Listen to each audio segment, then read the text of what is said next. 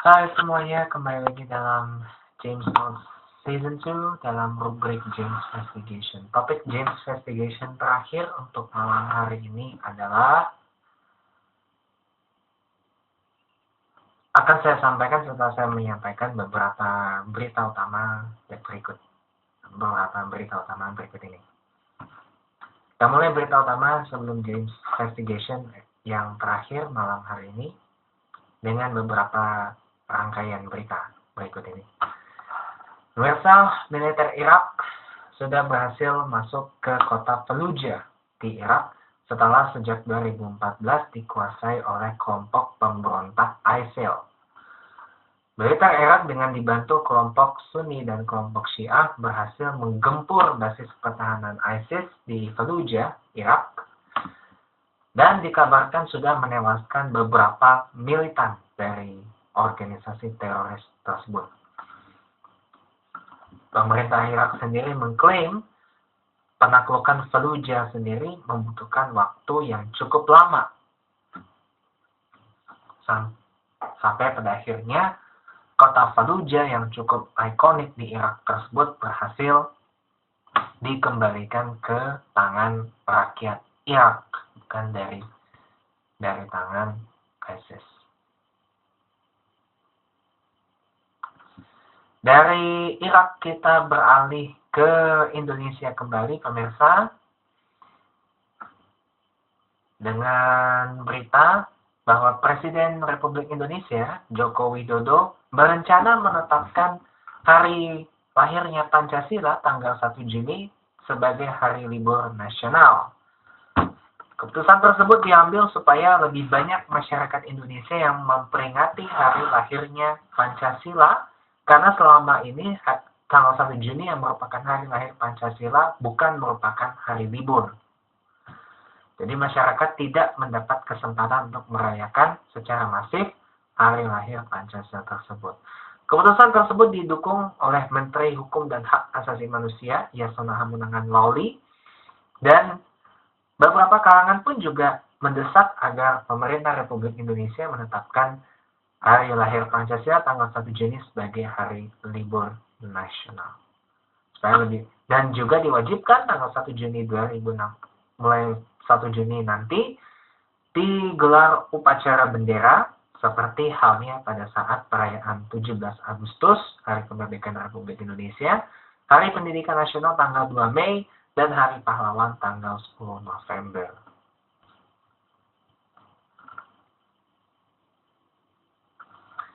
Masih dari Indonesia, pemirsa.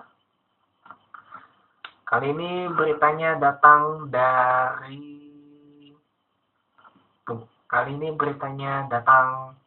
dari Nangro Aceh Darussalam, pemirsa. Masjid Raya Baitur Rahman saat ini sedang mengalami renovasi besar-besaran. Halaman Masjid Raya Baitur Rahman diperluas dan ditambah parkir bawah tanah yang bisa menampung 250 mobil dan 300 lebih kendaraan bermotor. Gubernur Aceh Zaini Abdullah dalam inspeksi mendadak ke Masjid Raya Baitur Rahman beberapa waktu lalu menyatakan proses pengerjaan halaman Masjid Raya Baitur Rahman ini tetap berjalan sekalipun Masjid Raya Baitur Rahman nantinya akan dipenuhi oleh jamaah pada saat pelaksanaan sholat tarawih pada bulan Ramadan yang akan datang. Pada bulan suci Ramadan yang akan datang. Renovasi sendiri menghabiskan dana 452 miliar rupiah dan ditargetkan selesai tahun 2018. Nantinya Masjid Raya Baitur Rahman Banda Aceh ini akan dilengkapi dengan payung elektrik dan halaman yang dipercantik dan parkir bawah tanah yang bisa menampung 250 kendaraan dan 300 lebih kendaraan bermotor. Dan jika dikombinasikan, maka kapasitas total Masjid Raya Baitur Rahman dengan halaman yang diperluas nanti kemungkinan bisa mencapai 100.000 jamaah.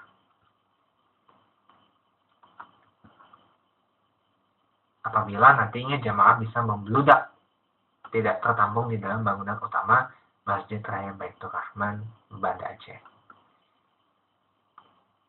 Dari Nangro Aceh Darussalam kita kembali ke Jakarta, pemirsa. Kementerian Agama Republik Indonesia merencanakan sidang isbat untuk menentukan awal 1 Ramadan 1437 Hijriah, awal di mana umat Islam di Indonesia menjalankan ibadah puasa. Sedang Isbat sendiri digelar pada hari Ahad 5 Juni 2016 mulai pukul 2 siang waktu Indonesia Barat. Dan tentunya diawali dengan laporan perkembangan hilal yang bisa dilihat dari beberapa titik yang ditentukan di seluruh penjuru Indonesia. Sedang Isbat sendiri nantinya akan dihadiri oleh beberapa organisasi masyarakat keagamaan yang berbasiskan agama Islam dari seluruh penjuru Indonesia yang nantinya akan bermusyawarah dengan Menteri Agama Republik Indonesia, Lukman Hakim Saifuddin, untuk menentukan awal bulan Ramadan 1437 Hijriah.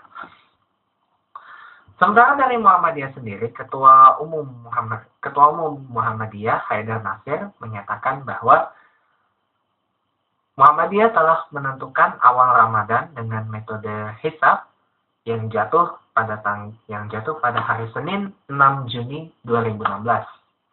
Namun untuk masyarakat di Indonesia diharapkan untuk bersabar karena keputusan awal Ramadan 1437 Hijriah masih menunggu hasil dari sidang isbat yang akan digelar oleh Kementerian Agama Republik Indonesia pada hari Ahad 5 Juni 2016 yang akan datang. Dan sidang isbat sendiri nantinya juga akan disiarkan langsung oleh Televisi Republik Indonesia.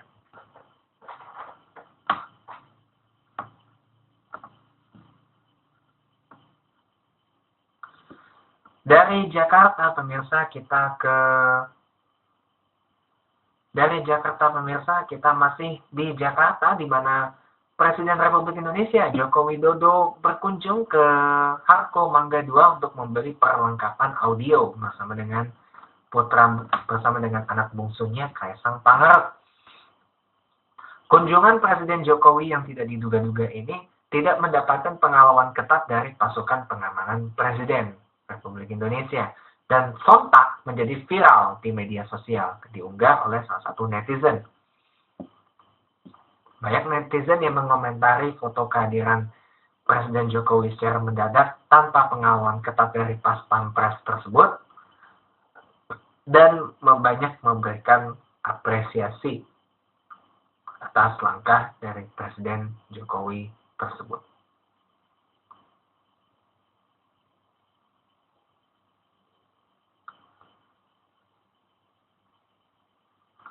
Kita beralih sebentar ke olahraga pemirsa, di mana Manchester United telah mengumumkan manajer asal Portugal Jose Mourinho sebagai pelatih baru untuk Manchester United di Liga Premier Inggris musim 2016-2017.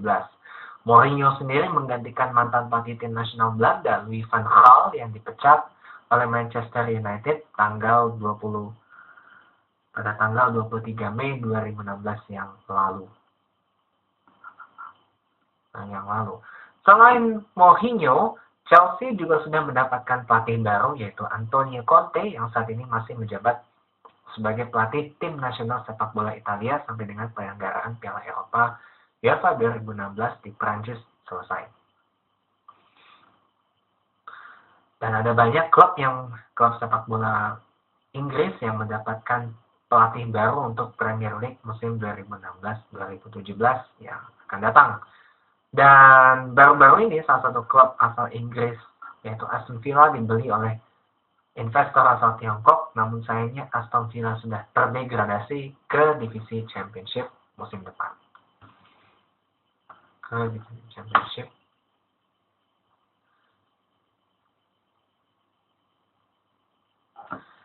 Dari olahraga kita beralih ke Amerika Serikat, di mana ada satu gorila terpaksa ditembak mati oleh petugas keamanan karena dianggap membahayakan dan akan membunuh seorang anak berusia 4 tahun di salah satu kebun binatang di Amerika Serikat. Penembakan tersebut mendapatkan banyak kecaman dari lembaga hak asasi atau lembaga perlindungan hewan yang ada di Amerika Serikat yang tentunya sangat disayangkan. Amat sangat disayangkan. Namun petugas keamanan tersebut berdalih terpaksa menembak monyet tersebut maksud saya terpaksa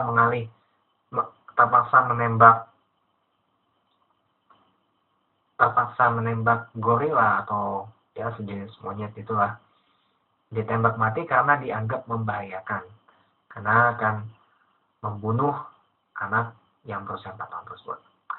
Masih soal anak pemirsa, di Jepang ada seorang anak berusia 7 tahun ditinggalkan oleh orang tuanya di hutan di daerah Hokkaido, di prefektur Hokkaido di Jepang, karena dihukum atas kenakalannya sering melempari mobil dan rumah orang dengan batu. Namun orang tua dari anak tersebut melaporkan kehilangan anak kepada polisi setempat. Maksud kami kepada polisi setempat.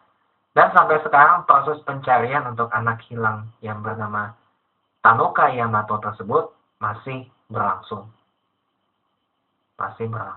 Tentunya kita berharap semoga Tanoka Yamato bisa segera ditemukan dan bisa berkumpul kembali dengan orang tuanya.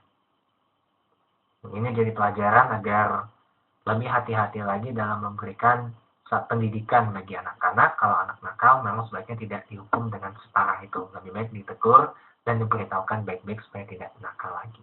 Gitu.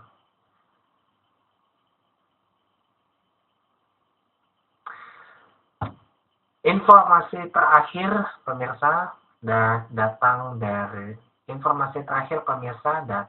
dari Turki, di mana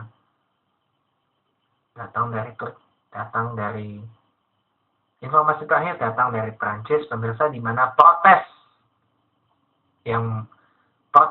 kaum buruh Prancis dan protes masyarakat Prancis atas krisis minyak dan krisis transportasi yang melanda Prancis masih berlangsung dan dilaporkan semakin lama semakin anarkis.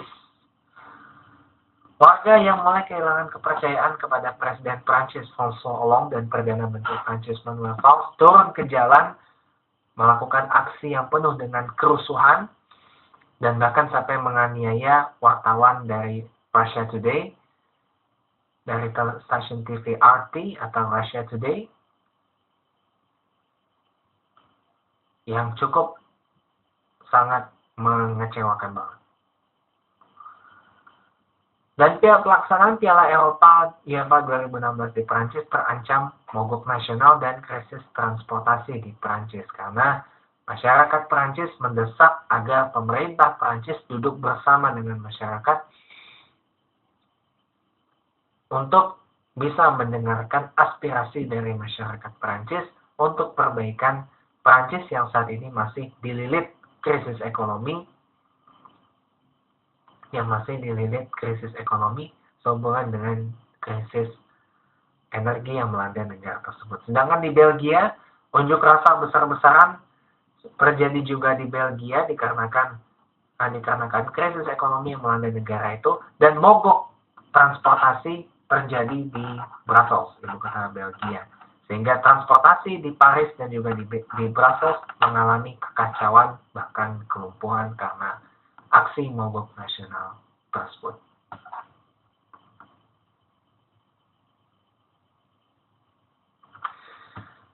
Kita informasi terakhir dari dunia olahraga pemirsa, dari ajang Formula One di mana Renault kembali menjadi pemasok mesin dari Red Bull Racing dan juga Scuderia Toro Rosso. Pasca memanasnya hubungan Red Bull Racing dan Scuderia Toro Rosso dengan Renault karena performanya yang buruk, musim depan Red Bull Racing yang saat ini menggunakan mesin Tag-Heuer dan Scuderia Toro Rosso yang kembali menggunakan mesin Ferrari kembali akan menggunakan mesin dari Renault untuk Formula One musim 2017.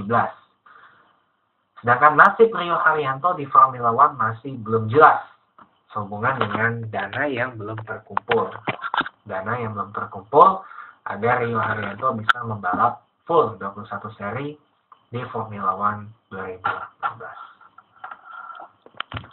Tapi kita doakan mudah-mudahan Rio Haryanto bisa balapan panjang bersama Renault di Formula One di musim-musim berikutnya ya pemirsa. Kita akan bersama-sama. Informasi terakhir dari Jakarta pemirsa, tiket kereta api untuk pemberangkatan H-5 sampai dengan H-3 Idul Fitri semakin lama semakin sedikit. Tapi tiket H-3 sampai dengan H-1 masih banyak tersedia. Karena masih banyak tersedia. Untuk pemesanan tiket sendiri bisa dilakukan secara online maupun datang langsung ke counter-counter yang menjual tiket dari PT Kereta Api Indonesia. Sementara dari dunia penerbangan Indonesia, pemirsa, Terminal 3 Ultimate Bandara Soekarno-Hatta di Jakarta telah rampung 99% dan rencananya akan diuji cobakan pada akhir bulan Mei 2016 dan akan resmi digunakan pada saat musim mudik Lebaran 2016 dan terminalnya sendiri akan dibuka tanggal 16 Juni 2016. Nantinya Terminal 3 Ultimate Bandara Soekarno-Hatta ini hanya akan digunakan oleh maskapai Garuda Indonesia untuk membantu mengurangi kepadatan pesawat Garuda Indonesia di Terminal 2 Bandara Soekarno-Hatta. Soal Terminal 3 Bandara Ultimate nantinya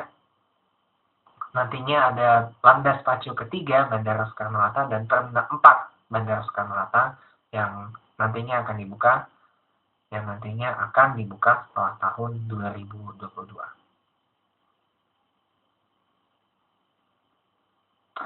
Dan sekian berita utama James Investigation untuk episode terakhir James Investigation malam hari ini tanggal 31 Mei 2016 yang hadir dengan topik strategi picik musuh Ahok. Selengkapnya selepas jeda iklan berikut ini.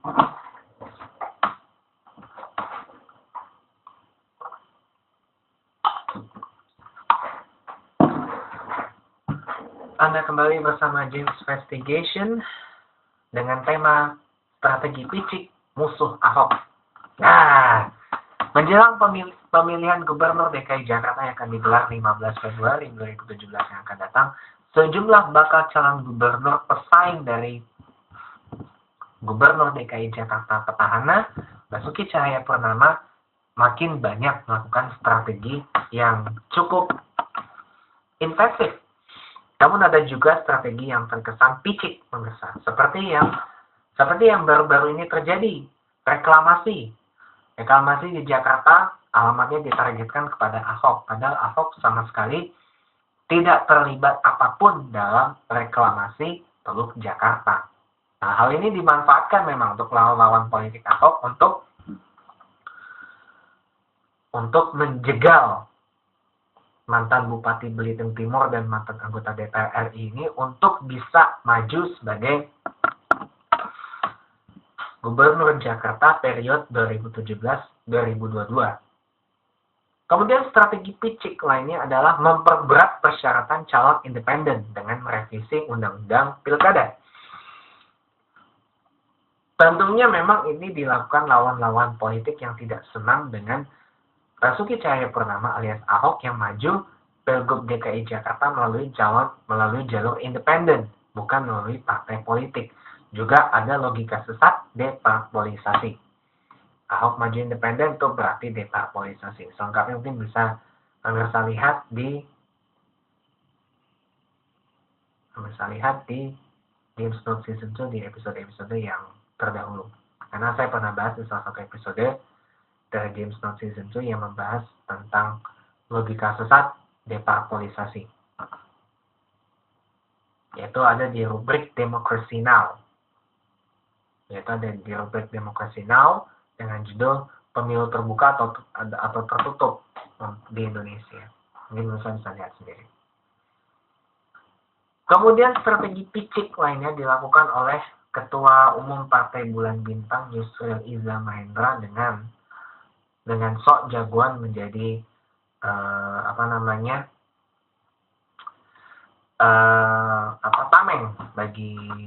tameng bagi warga luar Batang Jakarta untuk digusur oleh Pemprov DKI Jakarta yang di bawah pimpinan Ahok. Namun sayangnya pemirsa, hal tersebut malah justru membuat sebagian orang prihatin.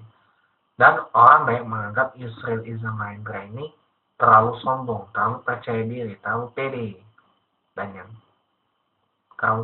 terlalu banyak melakukan pencitraan. Gitu. Tidak bisa bersaing sehat dengan Ahok, maka Yusril Iza Mahendra bersaing dengan Ahok dengan tidak sehat. Begitu juga dengan adiknya Yusron Iza Mahendra yang saat ini menjabat sebagai Duta Besar Indonesia untuk Jepang. Mengeluarkan kalimat-kalimat yang racist.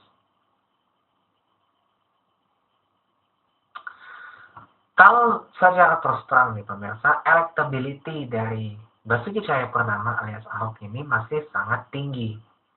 Karena masyarakat menerima Ahok secara kualitatif, bukan dengan kuantitatif. Dilihat dari kinerjanya, bukan dari gahar atau ininya. Mungkin Ahok itu perlu sedikit lebih lunak, perlu sedikit lebih tenang dalam menghadapi banyak orang-orang yang tidak sejalan dengan Ahok ini.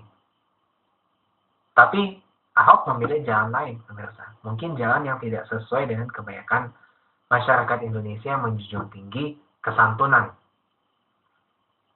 Juga Ketua Umum Front Pembela Islam Habib Rizik pun juga pernah melakukan satu serangan sara di mana Ahok itu Yahudi kafir yang harus diperangi.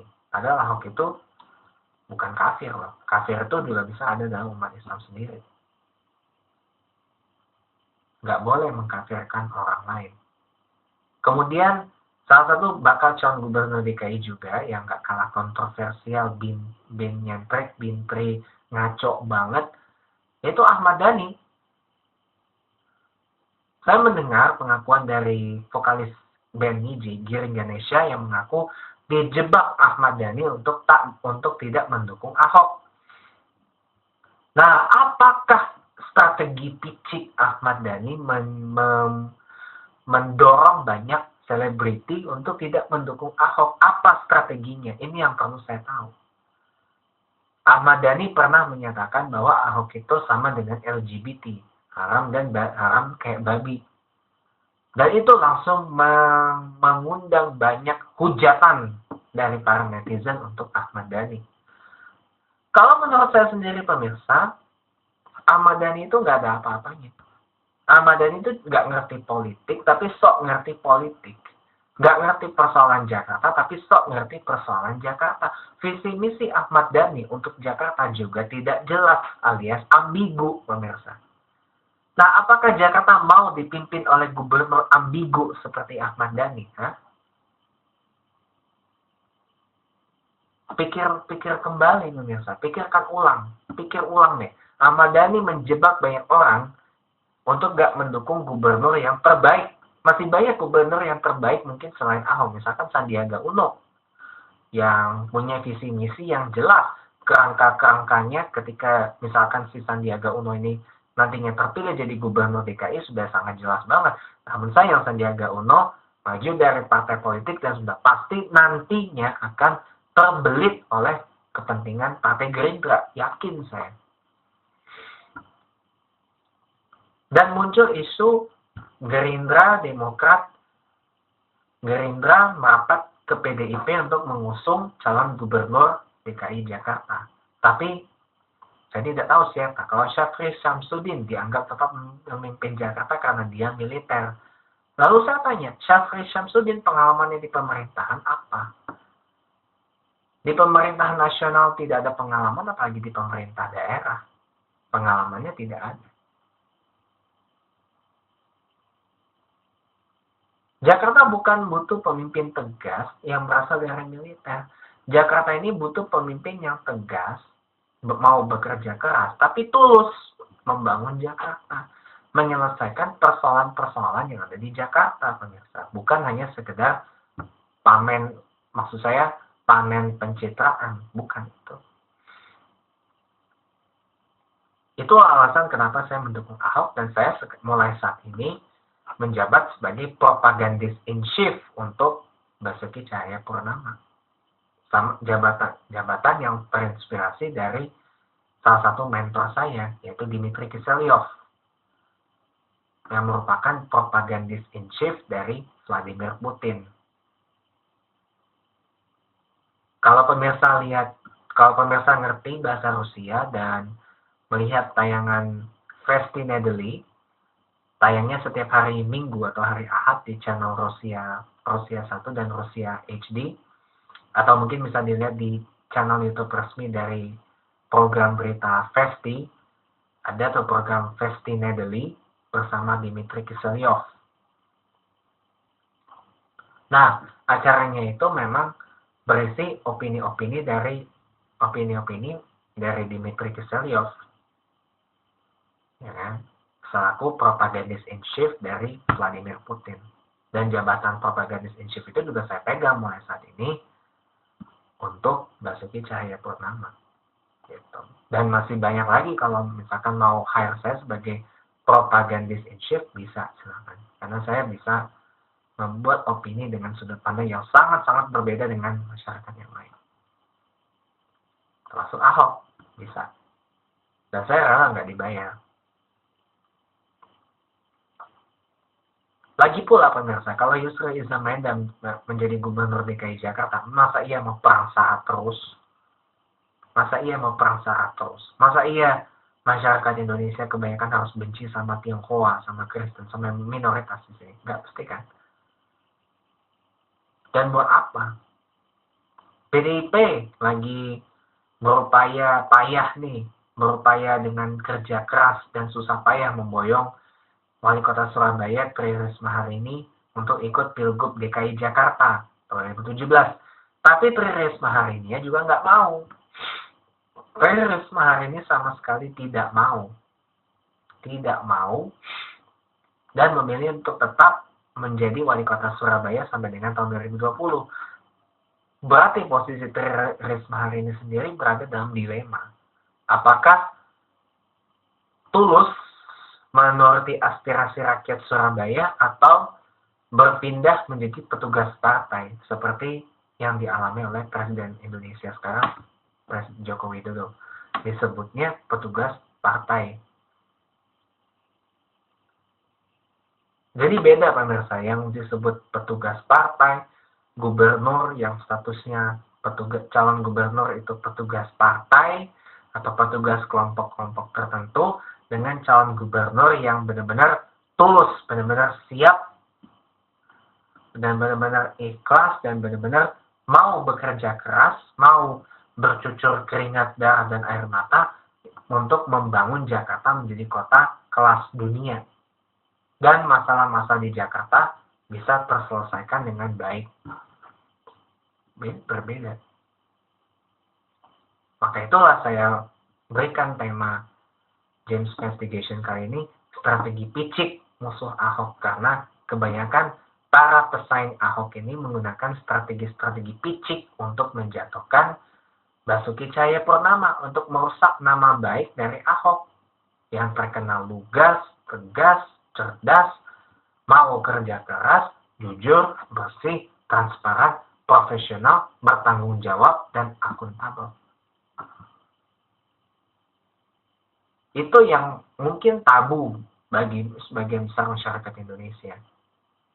Dan itulah yang harus dilawan bagi sebagian masyarakat Indonesia yang kurang berpendidikan. Maka daripada itu, saya mohon maaf kalau misalkan judulnya agak sedikit provokatif. Strategi picik para musuh Ahok.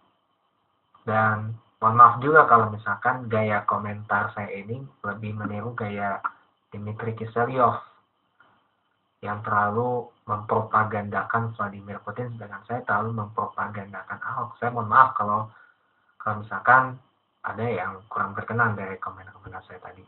Gitu. Tapi sebelumnya itu menjadi tanggung jawab saya, dan saya siap dengan resikonya.